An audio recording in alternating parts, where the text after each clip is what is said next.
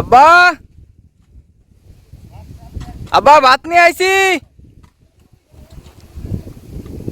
ভাত আনছি। আসসালামু আলাইকুম। ওই যে আমার আব্বা ধান লাগাচ্ছে, আমি ভাত নিয়ে আইছি। আমার আব্বার সাথে আরেকজন লোক আছে। আজকে তিনজন ধান লাগানোর কথা ছিল, অন্য দুজন নাকি অসুস্থ, ওই জন্য একজন আইছে। আর দেখেন এই পাশে অন্যান্য প্রায় 90% জমি ধান লাগানো শেষ।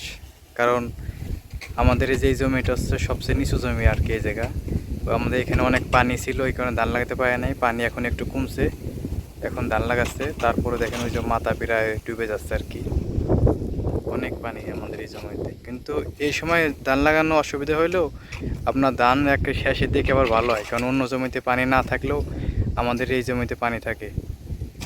আর আমি আগে সিঙ্গাপুরে যাওয়ার আগে আমাদের ধান লাগাতো 3 বিঘা করে। আমাদের এদিকে 25% 1 বিঘা, 3 বিঘা করে ধান লাগাতো। আমি আর আমার আব্বাই লাগাইতাম। এখন সিঙ্গাপুরে যাবার পরে আর আমার এইসব কাজ ভালো লাগে না।